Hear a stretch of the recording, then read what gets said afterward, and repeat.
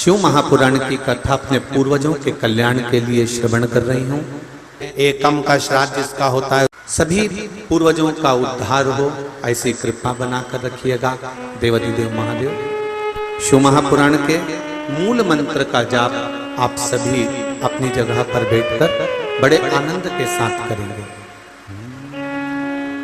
श्री शिवाय नमस्तुभ्यं। पितरों की बेटियां स्वधा के गर्भ से प्रकट नहीं है। आपके गर्भ में अगर भगवान ने संतान दी है तो संतान देने वाला भी भोलेनाथ, और गर्भ में संतान को 9 महीने तक स्वस्थ रखने वाला भी। 9 महीना अगर गर्भ में संतान है तो उसको स्वस्थ रखने वाला भी भोलेनाथ। इस नाम का उच्चारण 5 बार आप लोगों को करना है। ये स्वधा दक्ष प्रजापति की बेटी है और पितरों की धर्म पत्नी है। इस पितरों की धर्म पत्नी स्वधा का नाम लेने से अगर हमने कंडा, गोबरी, गाय का जो गोबर होता है कंडा, उसको जलाकर अगर धूप नहीं दी हो, या किसी ब्राह्मण को भोजन आदि नहीं कराया हो, या तिलांजलि तर्पण नहीं करा हो, पिंड नहीं दिया हो, या श्राद्ध पक्ष में किसी को कोई दान ना करा हो, तो उसका दोष ना लगे, उसके लिए तर्पण शिव महापुराण में पितरों की धर्मपत्नी स्वधा का नाम का स्मरण आप और हमको साथ में करना है। सभी लोग एक साथ में बोलेंगे, स्वधा स्वधा स्वधा स्वधा स्वधा। बस ये 5 बार जो उच्चारण आपने पितरों की धर्मपत्नी स्वधा का करा है। जिस समय पर पितृ लोक से आर्यमा देव के साथ में हमारे यहां पर आते हैं, और मेरा बहुओं से निवेदन है, बेटियों से निवेदन है, माताओं से निवेदन है, मान लो आपको कोई ब्राह्मण देवता ने कहा कि आपके यहां पितृदोष है, आपको कह दिया कि पितृदोष है, तो आपको घबराना नहीं है कि महाराज जी मुझे क्या करना पड़ेगा। पितृदोष है, एक चावल का दाना घर में से लीजिए, हथेली पर रखिए, पानी का जो मटका होता है, हंडा होता है, पानी का जो मटका है, हंडा है, जहां पर रसोई घर में तुम पानी रखते हो, उस हंडे के पास में, मटके के पास में उस चावल के दाने को लेकर जाइए, अपने पितरों का स्मरण कर कर स्वधा स्वधा स्वधा स्वधा स्वधा 5 बार बोलकर शंकर भगवान के शिवलिंग पर, तुम्हारे घर में शिवलिंग हो तो घर में, और अगर मंदिर में शिवलिंग हो तो मंदिर में, उस चावल के दाने को चढ़ा दीजिए। कैसा भी पितृदोष होगा समाप्त हो। मात्र स्वधा का स्मरण बहुत।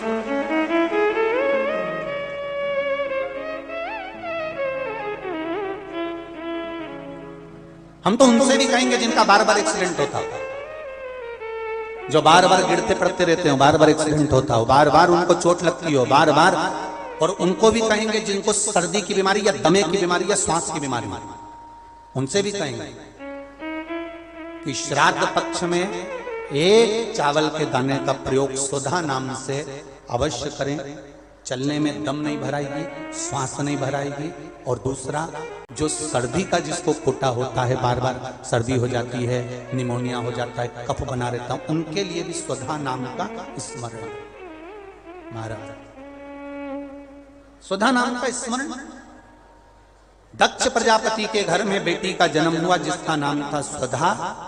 3 पक्षी पितरों के तुल्य हैं, कौवा, हंस और गरुड़। एक कौवा और एक श्वान, कुत्ता, ये 2 ऐसे होते हैं जिनको 20 मिनट पहले, आधे घंटे पहले, 1 दिन पहले, 24 घंटे पहले, 48 घंटे पहले क्या होने वाला होता है, कौवे को और श्वान को भान हो जाता है। क्यों? क्योंकि ये यमलोक में जहां यमराज निवास करते हैं, श्वान और कौवा उस स्थान का भाग ग्रहण करते हैं, और इनको ये ज्ञान पूर्व से यमराज से प्राप्त होता रहता है, पूर्ववहन होता है। प्राप्त होता रहता है। एक कौवा, एक श्वान, कोई घटना घटने वाली होती है तो कुत्ता रोने लगता है,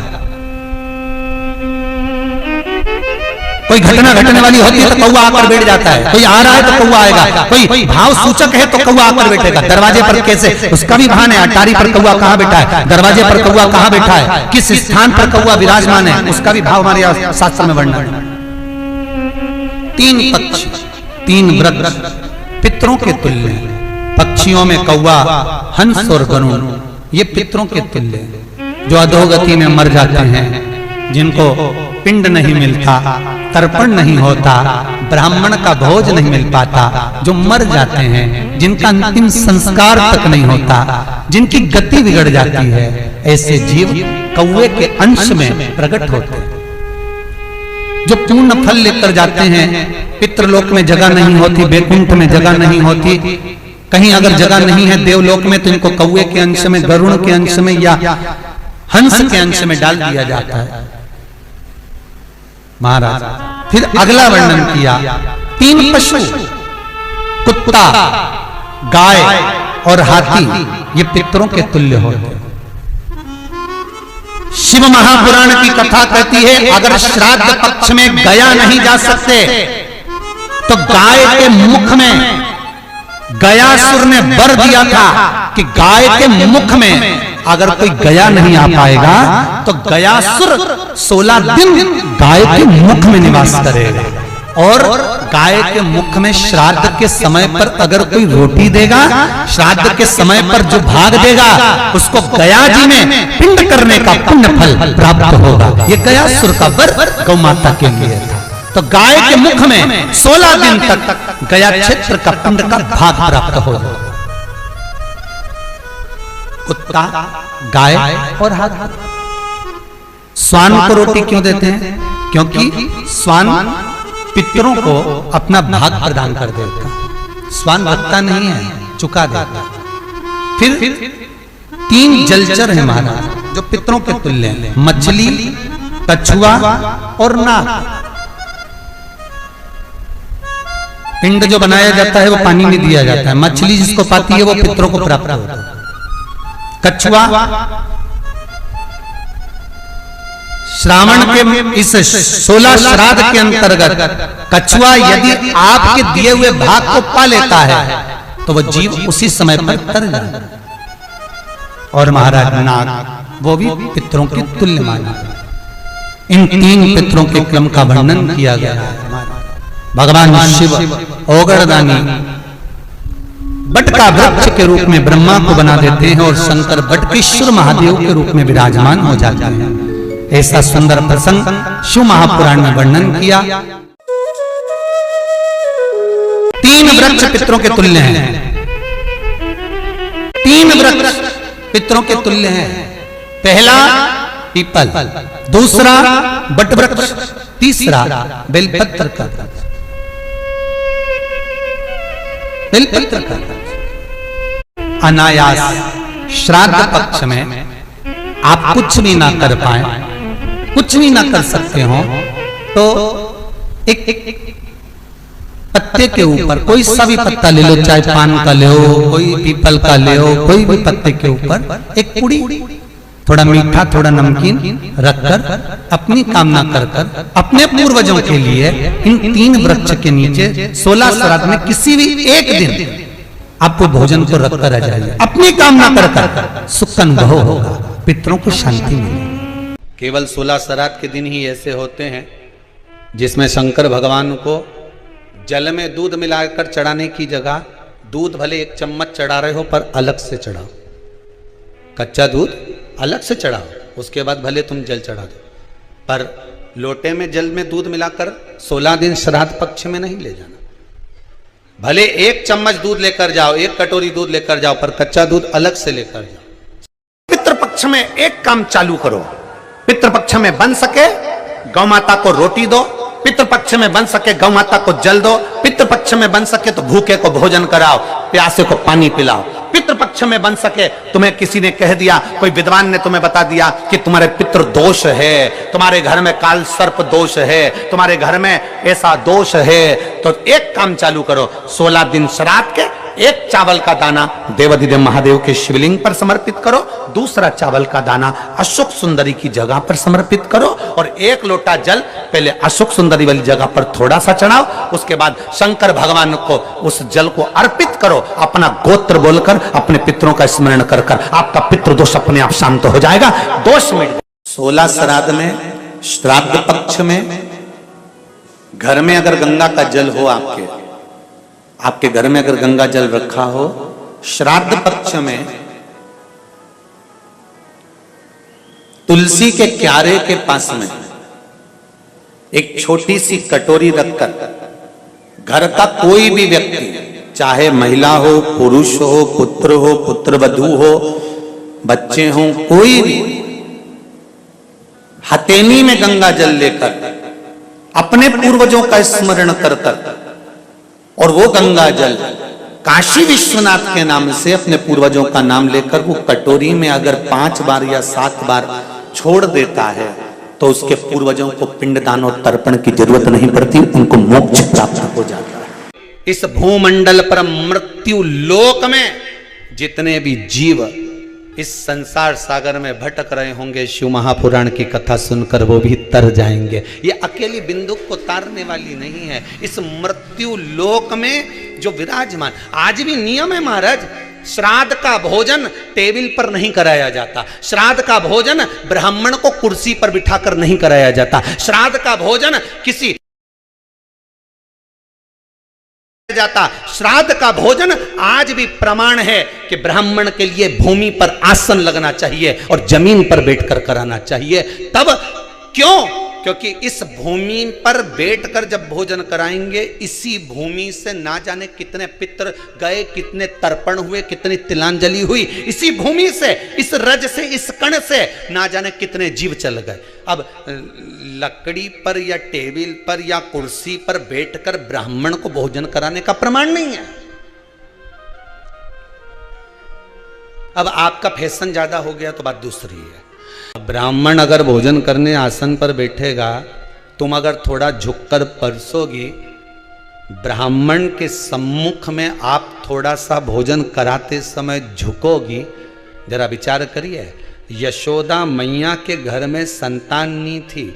यशोदा जी श्रावण के महीने में श्रावणी करने आए हुए ब्राह्मण को मात्र खीर परोसने के लिए गई थी। 52 साल की उम्र थी, संतान का सुख नहीं दिख रहा था, खीर परोसने के लिए गई।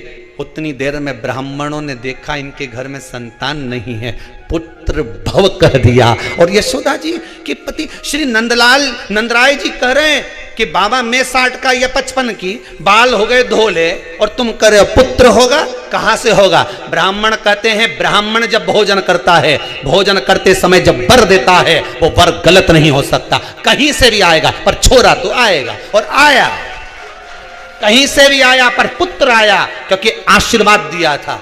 श्राद्ध पक्ष का भोजन टेबल पर नहीं, कुर्सी पर नहीं, श्राद्ध पक्ष का भोजन ब्राह्मण को आसन लगाकर जमीन पर कराना चाहिए,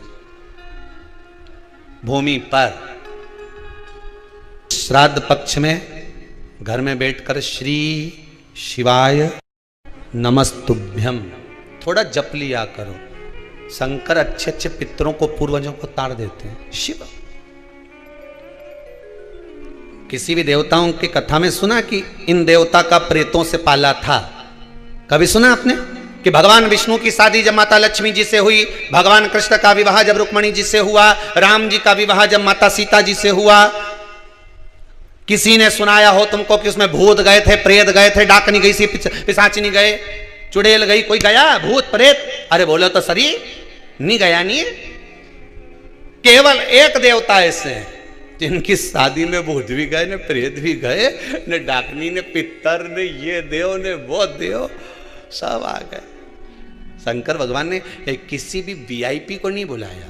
अपने जिंदगी में मान लो कोई काम आपका अटक रहा है और वो काम नहीं हो रहा, मान लो वो काम नहीं हो रहा, रिटर्न बढ़ा हुआ, वो काम नहीं हो रहा, बहुत दिनों से आप प्रयास कर रहे हो और काम अटका पड़ा हुआ है, तो प्रयास करना, गंगाजल, थोड़ा सा शहद, गंगाजल उसमें डालकर, ये जो श्राद्ध पक्ष चल रहा है, जिस समय पर, जिस श्राद्ध पक्ष के अंतर्गत, श्राद्ध पक्ष में एक पात्र में जल लेकर उसमें थोड़ा सा शहद, गंगाजल डालकर भगवान शंकर को कुंदकेश्वर महादेव के नाम से, कौन से महादेव? कुंदकेश्वर, क्योंकि विदल और उत्पल इन दोनों असुरों ने, राक्षसों ने जब बहुत उपद्रव मचाया, बहुत उपद्रव मचाया, हाँ ठीक है, जब बहुत उपद्रव मचाया तब माता जगतजननी के कहने पर कुंदुक का प्रहार कर कर इन दोनों राक्षसों का संहार करा था। तो शिवजी का नाम कुंदकेश्वर पड़ गया था। क्या नाम पड़ा था? कुंदकेश्वर। कहते हैं बहुत बांधाओं में जब व्यक्ति पड़ जाता है, बहुत बांधाओं में जब व्यक्ति चला जाता है, कुछ ना कुछ समस्याओं में जब व्यक्ति फंसा रहता है, पड़ा रहता है, तो कुंदकेश्वर महादेव का स्मरण करना चाहिए। एक प्रयास और करना, छोटा सा प्रैक्टिकल करने में क्या जाता है। दुकान पर ग्राहक नहीं आ रहे ना, आधा घंटा हो गया कोई ग्राहक नजर नहीं आया, फालतू बैठे हो ना दुकान पर, जब ग्राहक नहीं आता तो फ्री हो, तो एक काम करो, कोई भी जरा सा हाथ में पानी लेकर कुंदकेश्वर महादेव के नाम से 51 बार, 21 बार बोलकर, 11 बार बोलकर वो पानी को दरवाजे पे छीट दो।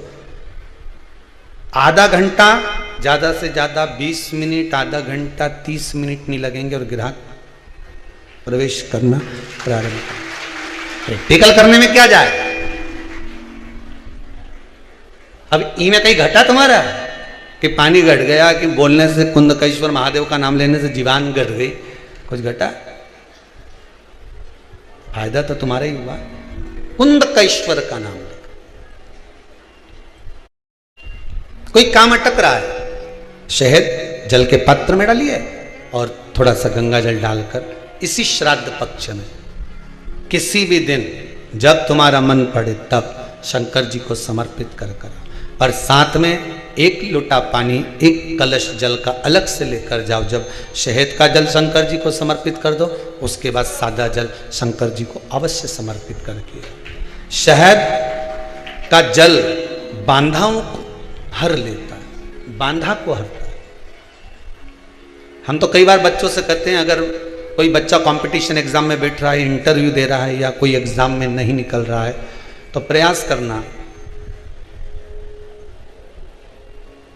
बेलपत्री का जो बीच वाला पत्ता होता है, इस पत्ते पर शहद लगाकर हथेली में रखकर अंगूठे से इसको इस तरह से दबाकर शिवजी के कुंदकेश्वर महादेव का नाम लेकर अपनी मनोकामना कर कर शंकर भगवान का जो शिवलिंग है, उस शिवलिंग पर इस बेलपत्री के पत्ते को चिपकाकर आ जा और एग्जाम देने जा। बाबा निपटे का सब काम कर। तो किस एग्जाम में बैठ रहा है, कंपटीशन एग्जाम में बैठ रहा है, या इंटरव्यू के लिए जा रहा है, किसी परीक्षा में बैठ रहे हो, या कंपटीशन एग्जाम के अंतर्गत, या इंटरव्यू के लिए जा रहे हो, अपने नौकरी के लिए, प्रयास करो।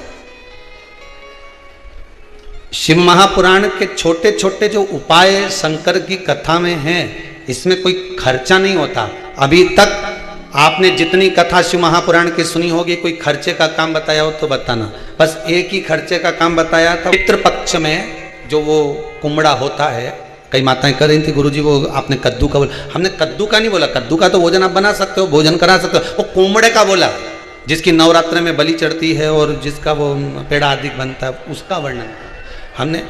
कद्दू का मना नहीं करा। कद्दू का तो आप बढ़िया सब्जी मब्जी बनाओ ने, भगवान ब्राह्मण देवता के जिमाओ ने भंडारा। कभी पितृदोष हो, कितना भी बेटों की शादी नहीं हो रही, बेटियों का संबंध नहीं आ रहा, घर में क्लेश बना हुआ है, अशांति बनी हुई है, मानसिक टेंशन बना हुआ है, 1 रुपये कमाओ 1.25 रुपये खर्च हो रहा है, कोई समझ में नहीं आ रहा, कोई रास्ता नहीं सूझ रहा, एक चावल का आखा दाना लेकर परिंदे के पास, परिंदा जानते हो सब लोग, हंडा, मटका, पानी भरने का मटका, हंडा, घड़ा, गगरा, जो भी होता, जो घर के रसोई घर में जो पानी का स्थान होता है, एक चावल का दाना रसोई घर में रखकर उस चावल के दाने को साथ में लेकर और एक लोटा जल हंडे का, मटके का, परिंडे का, घड़े का भरकर जाइए और वो परिंडे का पास का चावल का दाना और एक लोटा जल, पहले चावल का दाना शिव जी के शिवलिंग पर समर्पित करो, फिर एक लोटा जल, जहां जलाधारी होती है, जलाधारी इधर की है तो आप इधर खड़े हो, जलाधारी उत्तर की है तो आप यहाँ दक्षिण की ओर खड़े होकर शिव जी पर जल चढ़ाना प्रारंभ करें। यहाँ जल बह रहा है शिवलिंग का तो आप इधर खड़े होकर जब जल चढ़ाओगे, चावल का दाना रखकर, कैसा भी पितृदोष हो वो सारा पितृदोष समाप्त होता ही है। पितृपक्ष श्राद्ध का समय गलत समय नहीं है। कोई काम आपको शुरू करना है तो पितृपक्ष में शुरू कर